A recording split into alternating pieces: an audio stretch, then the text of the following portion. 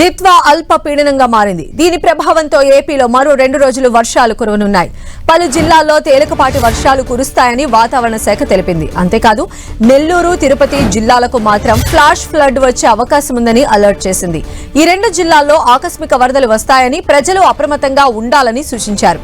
ఇవాళ నెల్లూరు, తిరుపతితో పాటు ప్రకాశం, అనంతపురం, శ్రీ సత్యసాయి, కడప, అన్నమయ్య, చిత్తూరు జిల్లాల్లో వర్షాలు కురిసే అవకాశం ఉంది.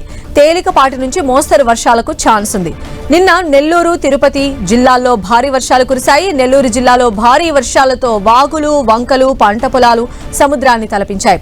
వెంకటాచలం మండలం చెముడుగుంట, కాకుటూరు, కాగితాలపూరు ప్రాంతాల్లోని జాతీయ రహదారిపై వరద ప్రవహించింది. భుజభుజ నెల్లూరు, చెముడుగుంట ప్రాంతాల్లో జాతీయ రహదారిపైకి వరద పోటెత్తడంతో కిలోమీటర్ల మేర ట్రాఫిక్ నిలిచిపోయింది. వెంకటాచలం, మనుబోలు మధ్య జాతీయ రహదారిలో ఒక వరుస రోడ్డు మునిగిపోయింది. ప్రజలు, వాహన చోదకులు తీవ్ర ఇబ్బందులు పడ్డారు. నెల్లూరు నుంచి వెంకటాచలం చేరుకునేందుకు సుమారు 3 గంటల సమయం పట్టింది.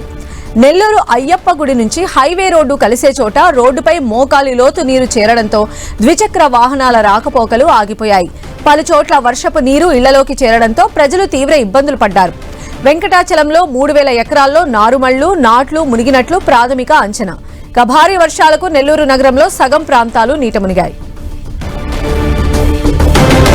దిత్వా అల్పపీడనంగా మారింది. ఎలాంటి ఎఫెక్ట్ ఉండబోతుందనే అప్డేట్స్ అందించడానికి మా ప్రతినిధి దేవకుమార్ మనకు అందుబాటులో ఉన్నారు. దేవకుమార్. సంధ్య, దిత్వా అల్పపీడన ప్రభావం అయితే నెల్లూరు జిల్లా పైన కొనసాగుతూనే ఉంది.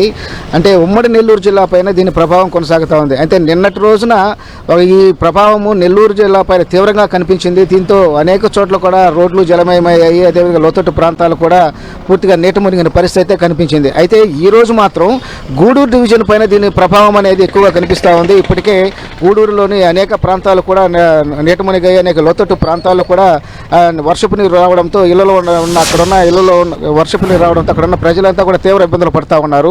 ఇప్పటికే అక్కడ వాగులు, వంకలు పొంగిపొరులుతున్న పరిస్థితి అయితే కనిపిస్తూ ఉంది. ఇక నెల్లూరు జిల్లాలో ఇప్పటి వరకు చూసుకుంటే 3.5 సెంటీమీటర్ల వర్షపాతం సరాసరి నమోదైంది.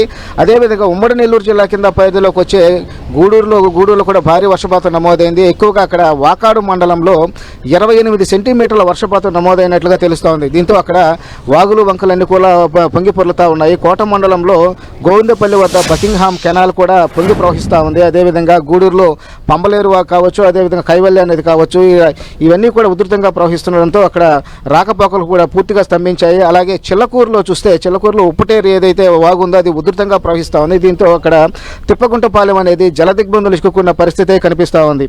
అదేవిధంగా ఇక్కడ వరగల్ క్రాస్ రోడ్ ఏదైతే ఉందో చిల్లకూరు మండలం చిల్లకూరు దగ్గర హైవే దగ్గర వరగల్ క్రాస్ రోడ్ ఉంది. అక్కడ ఫ్లైఓవర్ బ్రిడ్జి నిర్మాణం అనేది జరుగుతూ ఉంది. దీంతో అక్కడ 3 నుంచి 4 అడుగుల మేర ఈ వర్షపు నీరు అనేది నిలిచిపోయింది. దీంతో అక్కడ వాహన రాకపోకలు తీవ్ర అంతరాయంతో నడుస్తూ ఉన్నాయి. కొన్ని గంటల సమయం పడుతూ ఉంది అక్కడ నుంచి కదలాలంటే.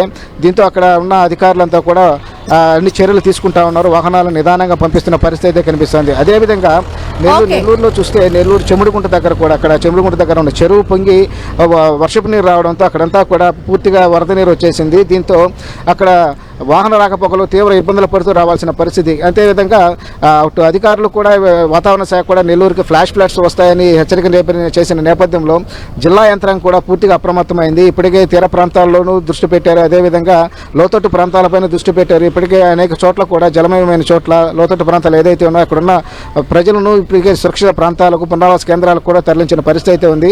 అయితే ఒక పక్క మంత్రులు నారాయణ, అదేవిధంగా ఆనం రామనారాయణ రెడ్డి ఎలాంటి ఆస్తి ప్రాణ నష్టం జరగకూడదని చెప్పేసి అధికారులు హెచ్చరికలు చేసిన నేపథ్యంలో అది జిల్లా యంత్రం కూడా పూర్తిగా అప్రమత్తం ఉందని తెలుస్తోంది.